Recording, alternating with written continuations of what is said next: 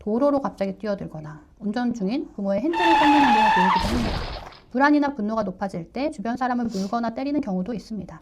내가 안 된다는 거절을 내가 지금 이렇게까지 이만큼까지 맥스로 난리를 쳤는데도 불구하고 안 된다는 거절. 의사소통 개시와 주도를 누가 하는가?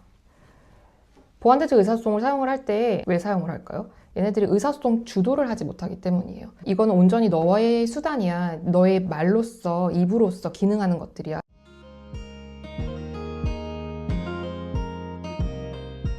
의사소통 전문가와 함께하는 고민 상담. 아이의 마음속 이야기를 함께 찾아보는 시간, 마음코드. 지금 시작합니다. 부모님들의 아이 발달, 소통, 문제 행동, 모든 고민을 들어드리겠습니다. 마음코드 진행을 맡은 윤나라입니다. 반갑습니다. 오늘은 마음코드 첫 번째 시간인데요. 성심성의껏 상담해 주실 전문가분 마하영 소장님 함께합니다. 안녕하세요. 안녕하세요. 반갑습니다. 자, 오늘의 오프닝 토크 주제는 10월이 AAC의 달인 만큼 관련 행사도 많이 열렸는데요. 우리 아이들의 의사소통을 돕는 AAC에 대한 이야기로 시작해 보겠습니다. AAC란 무엇일까요? AAC는 보완대체 의사소통이라고 하고요. 보완하고 대체하고 의사소통할 수 있는 어떤 수단들을 얘기를 합니다. 아이가 갖고 있는 본인의 그 언어 능력에서 조금 더 보완할 수 있는 어떤 제스처들이 있고, 그리고 실제적인 언어들이 있죠. 그리고 말을 하기가 어려운 경우에 이 말을 대체할 수 있는 의사소통 수단들을 저희가 선정을 하게 됩니다. 그래서 그 모든 것들을 다 AAC라고 일컫게 됩니다. 오, 그렇군요. 그런데 이제 우리 어머님들이 AAC를 조금 싫어하시는 경우도 많이 있어요. 왜냐면 이제 발화? 말을 못하게 되는 거 아닐까요? 이런 걱정들을 많이 하시는데 그거에 대해서 어떻게 생각하실까요? 발화와 전혀 무관합니다. 발화를 저해하지 않는다가 그 수많은 연구 결과들이 있고요. 논문들이 있고요. 그럼에도 불구하고 연구 논문들의 결과가 마음에 와닿지 않으시는 거예요. 근데 우리가 생각해보면은 모든 상징, 그림 상징이나 모든 대체 의사소통 수단을 사실 사용하고 있어요. 저 지금 계속 제스처를 사용하잖아요. 제스처도 제 입장에서는 보완 대체 의사소통 수단이에요. 예를 들어서 청각장애인의 경우에도 수화를 의사소통 도구로 사용을 하고, 그런데 청각장애인이 어렸을 때 훈련을 받을 때 수어와 함께 음성언어 훈련을 하면은 훨씬 음성언어 산출에 도움이 많이 된다고 해요. 처음부터 내 의사소통을 전달하는 방법을 계속 배워오고 그 의도를 유지를 하는 것이 의사소통의 본질이다 라고 사실은 생각을 합니다. 그래서 그 의사소통 의도를 계속해서 내가 써봐야지 계속 사용을 하는 거잖아요. 근데 써보지 않은 상태에서 아이가 아무 의도 없는데 선생님이 앞에서 라고 얘기를 하는 거를 그냥 따라하고 과자 따라한다고 해서 그게 내 의사소통의 어떤 개념으로서 자리 잡기는 좀 어렵다는 것이죠. 네. 오히려 이렇게 말씀드릴 수 있을 것 같아요. 보완대체 의사소통 수단을 잘 사용을 하시면은 그러면 음성언어 산출, 발화 산출에 훨씬 많은 도움이 됩니다. 그렇군요. 선생님 방금 이제 제스처 또한 의사소통 중 하나의 수단이다라고 하셨는데요. 그렇다면 AAC에 어떤 종류들이 있을까요?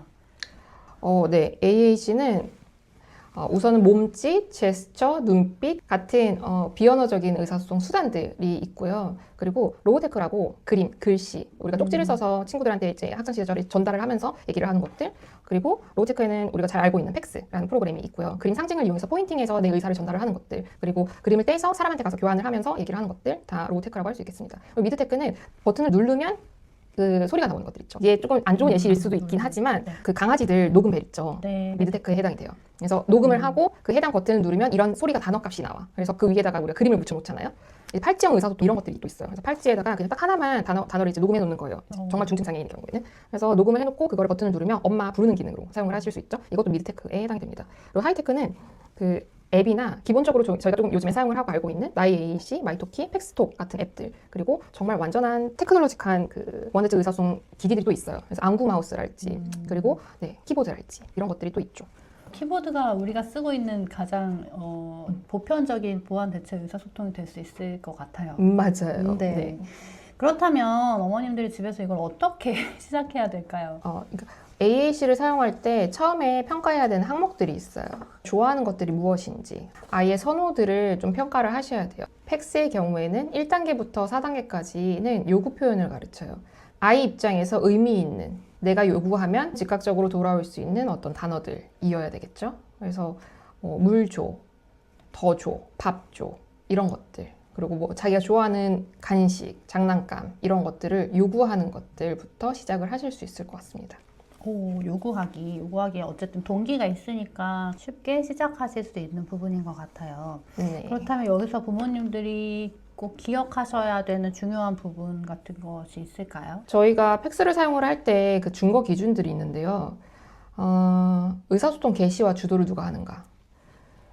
그래서 의사소통을 주도하는 방법을 가르치는 게 AAC의 사실은 첫 번째 단계예요.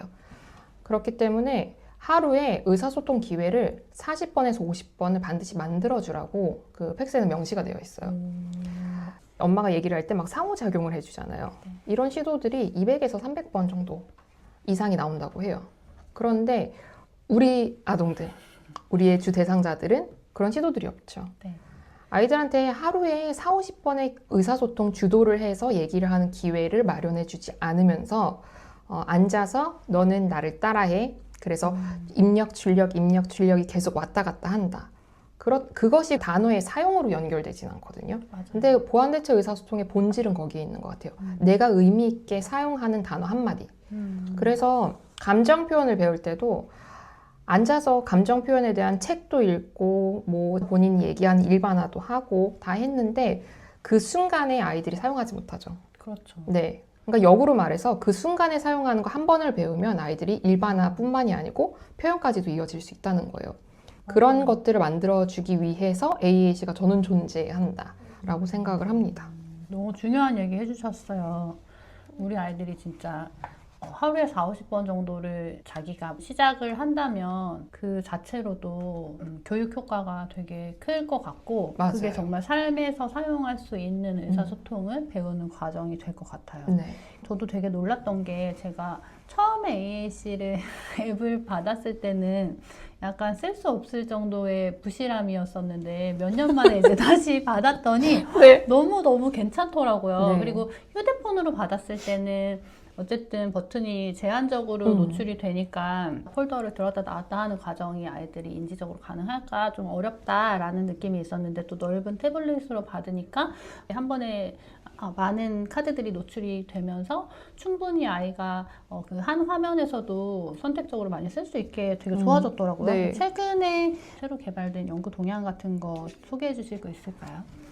초창기 AAC랑 지금의 AAC의 가장 다른 점이 있다면 그냥 유저로서 느끼는 거는 음성이 자연스러워졌다. AI가 나오면서부터 느끼는 건 기계음이 더 이상은 아니네? 인 맞아요. 거잖아요. 그래서 리드 스피커 코리아 마이토키 사용 강의를 들으면서 그 연구원 선생님께서 말씀을 해주신 게 가장 많은 자연스러운 음성 언어를 확보하고 있는 회사다. 되게 그 부분이 중요하구나. 우리가 생각했을 때 상징이 중요한 것 같잖아요. 근데 그렇지 않고 네, 그 기반이 중요하다. 중요하겠죠. 네. 그렇죠. 그리고 사용하는 것에 있어서 그때그때마다 보완대체 의사소통 수단들은 수정을 할 수 있어야 돼요. 네. 편집이 가능해야 되는데 그게 조금씩 편해지는 것 같아요. 네. 네. 즐겨찾기가 있어서 네. 거기다가 이제 원하는 것들을 넣어서 그러면 네. 한 화면이 그리고 또 타블렛 같은 경우에 넓잖아요. 네. 그러니까 아이가 평소에 많이 쓰는 것들을 담아놓고 그러면 한 번에 바로 쓸 수 있으니까 네. 아니면 뭐 나가요를 누르면 엄마가 장소로 옮겨가지고 어디 뭐 이렇게 할 수 있으니까 굉장히 좋죠. 네. 바로바로 신문물이지. 그쵸 뜨잖아요. 내가 만약에 김밥을 선택했어요. 그럼 김밥 다음에 와야 되는 어휘들이 있잖아요. 순차적인 네. 김밥 사주세요, 먹고 싶어요 등등 있잖아요. 사러 가요. 그 순차적인 어휘들이 자동적으로 뜨는 거예요. 계속 그렇게 뜨니까 이게 정말 사람이 언어를 산출할 때처럼 머리 안에서는 그렇게 맞아, 뜨잖아요. 맞아. 네. 그런 기술들까지 지금 왔다. 맞아요. 그리고 행복해요를 애가 눌렀거든요. 네. 네, 좋아요, 기뻐요 이런 게 옆에. 유의어가 밑에 이렇게 네. 쭉 뜨더라고요. 네. 그래서 이런 표현도 있어. 그리고 거기서 목소리도 나오고 그림도 나오고 글자도 나오고 그러니까 한 번에 세 가지 자극을 동시에 이제 아이한테 교육적으로 또 다가갈 수 있어서 너무 좋았습니다. 네. 자, 그렇다면 이제 마음코드 첫 번째 케이스 소개하겠습니다. 자, 오늘의 사연 만나볼게요. 자, 자폐성 장애 진단을 받은 초등학교 4학년 아이입니다. 안녕하세요. 초등학교 4학년 아들을 둔 부모입니다.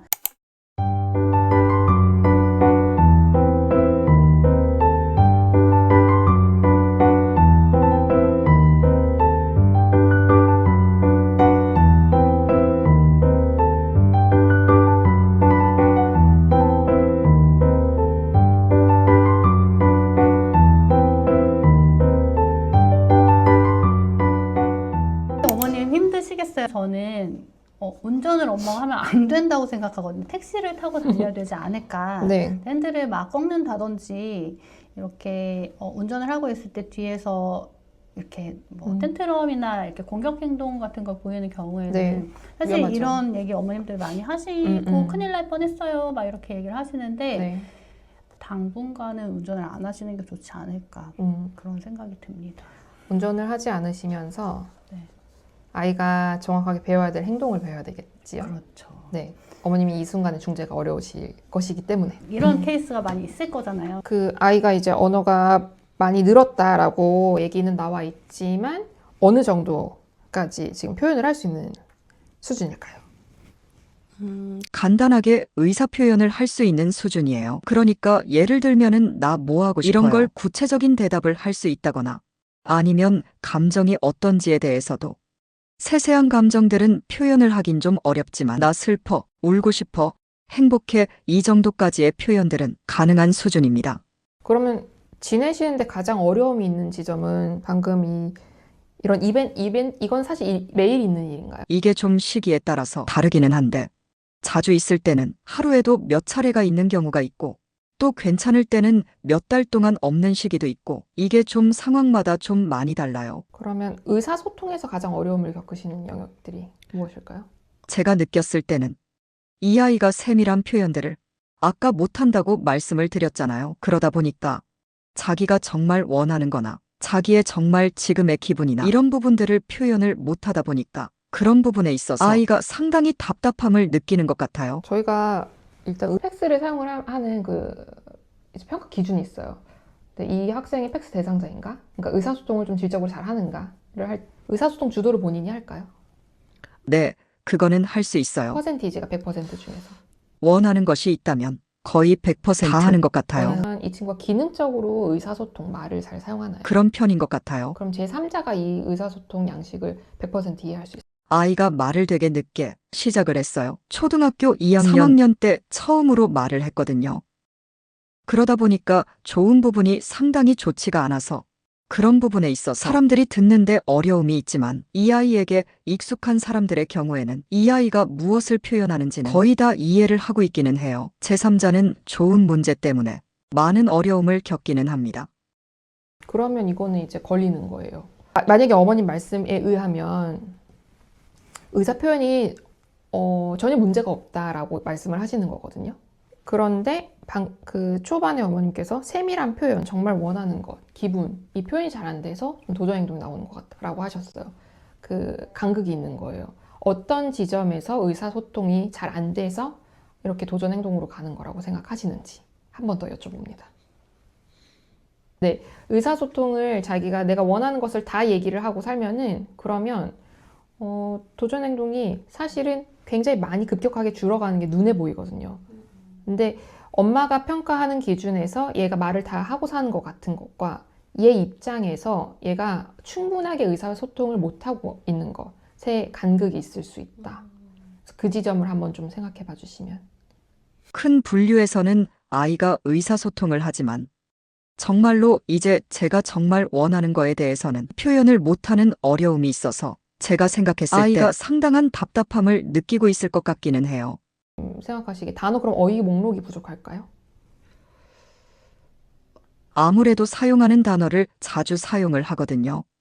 단어가 확장이 많이 안 돼가지고 주로 사용하는 단어를 이용해서 이제 자기가 의사 표현을 돌려막기 식으로 하고 있기는 해요. 그러다 보니까 아무래도 단어가 좀 부족한 부분도 있는 것 같기는 해요. 그러면 이렇게 정리를 해볼 수 있을까요? 자기가 요구하고 싶은 그 단어에 비해 내가 쓸 수 있는 단어가 한정적이라서 의사 표현이 원활하지 않다라고 정리를 할 수 있어요. 그러면 단어 목록을 늘리기 위해서 그죠? 그리고 문장 길이, 발화 길이를 증진시키기 위해서는 사실 AAC를 사용을 해줘야 돼요.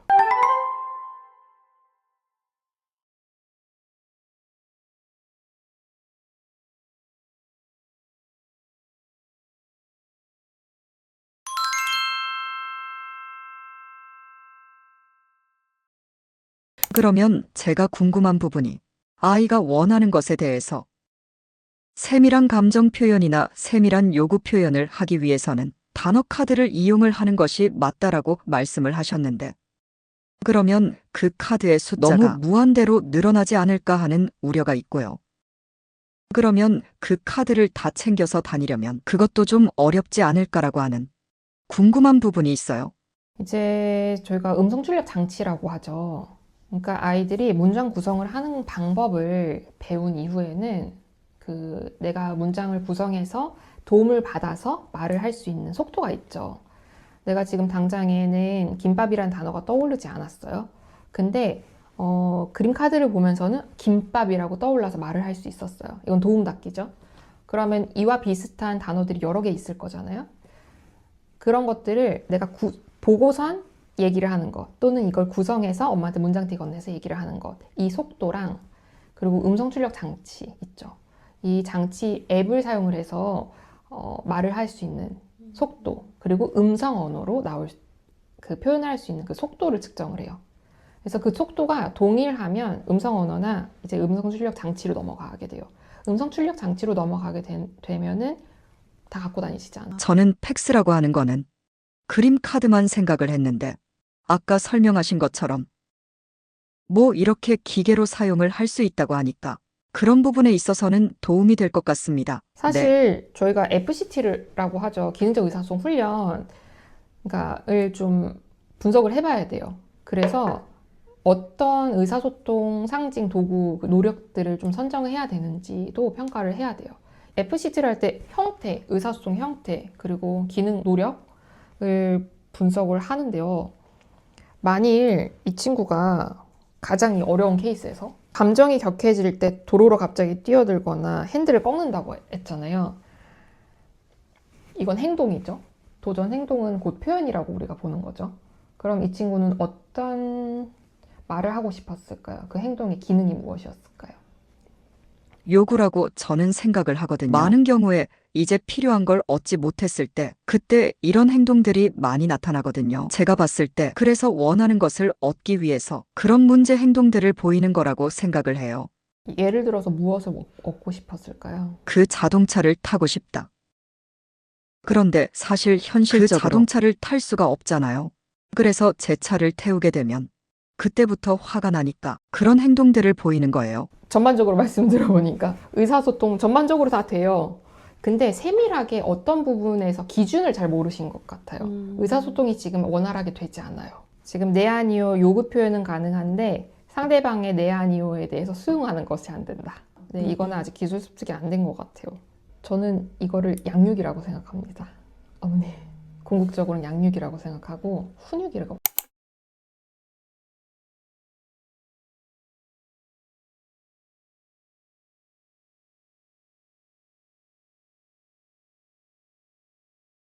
특히나 훈육을 잘 받아야 돼요.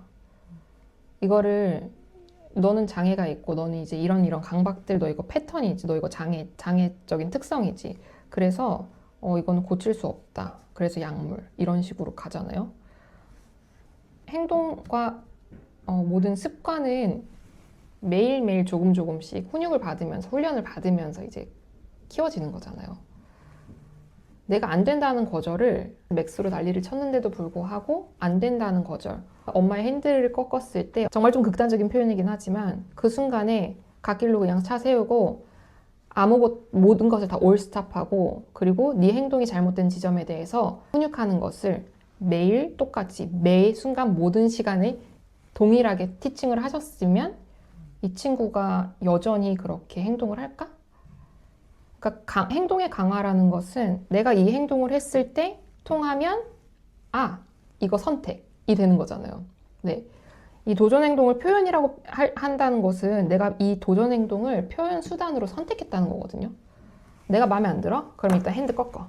내가 마음에 안 들어? 내가 지금 이렇게 표현할 거야. 나는 사람을 때리는 걸로 표현할 거야. 잘못 배운 거다. 그럼 굉장히 잘못되고 못된 행동이야.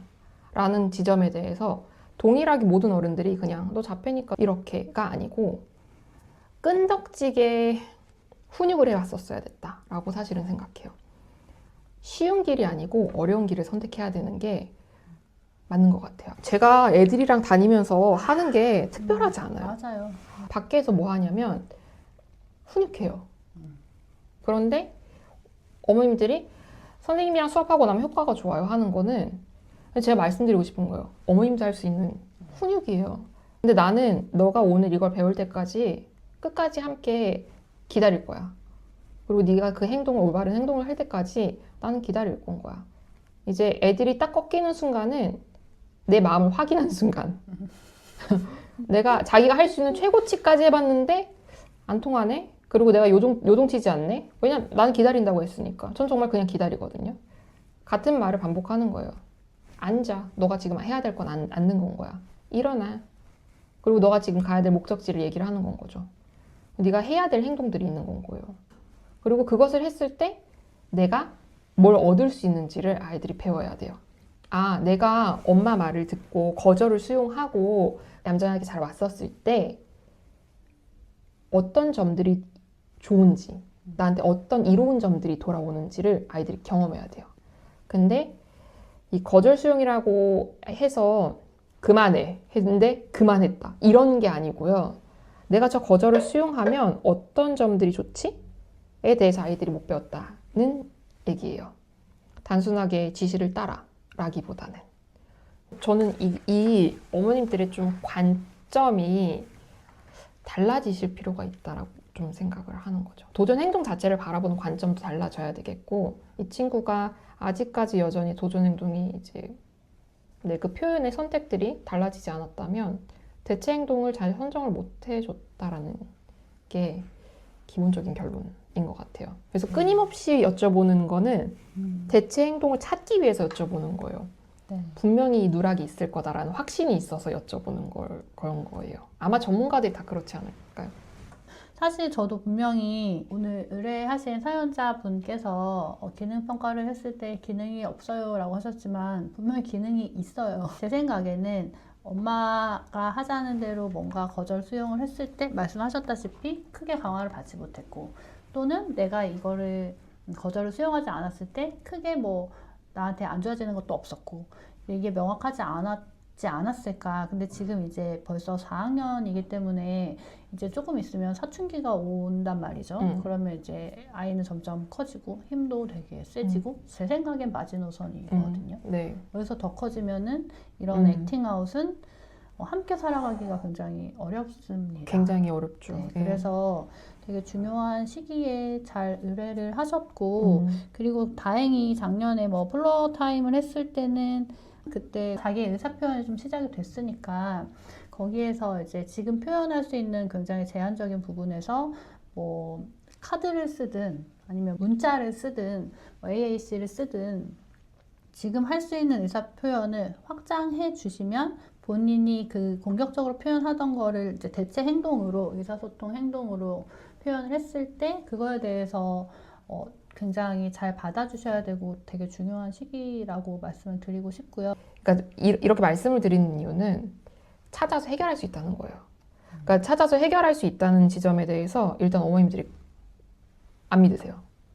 네. 안 믿기 때문에 이게 안 되고 이렇게 저렇게 약물로 이렇게 가야 될 것 같아 라고 말씀을 하시는 거거든요. 행동의 수정이 얘가 아무리 병리적인 문제가 있어도 배울 수 있어요. 네, 배울 수 있고 몸으로 배우는 거잖아요. 그 순간들의 경험으로 배우는 거고. 근데 과연 될까? 진짜 될까? 얘 자폐인데? 전 계속 이 도돌이표라고 생각하거든요. 돼요.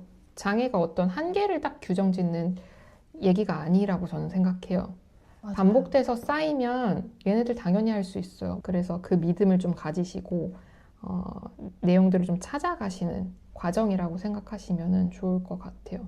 더 늦으면 안 돼요. 진짜 안 돼요. 이건 그냥 제 진심으로 드리는 말씀인데, 중학교가 가고 그러니까 제 항상 타겟은 거기에 있어요. 중학교 갔을 때 애들의 호르몬 변화. 참 어려운 점들이 있어요.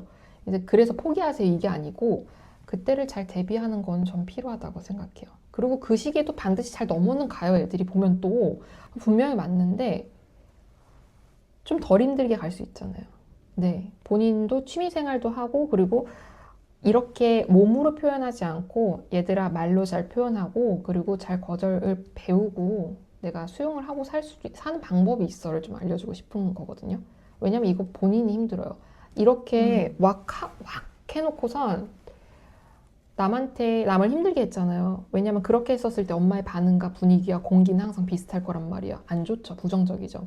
근데 나도 그걸 알아요. 근데도 내가 이렇게 표현할 수밖에 없다는 자체가 아이들도 괴롭단 말이에요. 아이들을 위한다면은 이런 순간들을 계속해서 우리가 여기까지 오지 않게끔 끊임없이 훈육을 해줘야 되는 것 같아요. 네. 그러면 좋겠어요. 네, 오늘 첫 번째 시간 마음코드 폭력적인 행동을 가진 초등학교 4학년 남자아이 사연이었는데요. 저도 최근에 이제 문제 행동을 중재하는 데 있어서 의사소통을 높이는 게 크게 많이 도움이 된다라는 거를 여러 사례를 통해서 경험을 하고 있어서 오늘 소장님이 해주신 말씀이 굉장히 와닿았습니다. 오늘 귀한 시간 내주셔서 감사합니다. 감사합니다. 네, 감사합니다.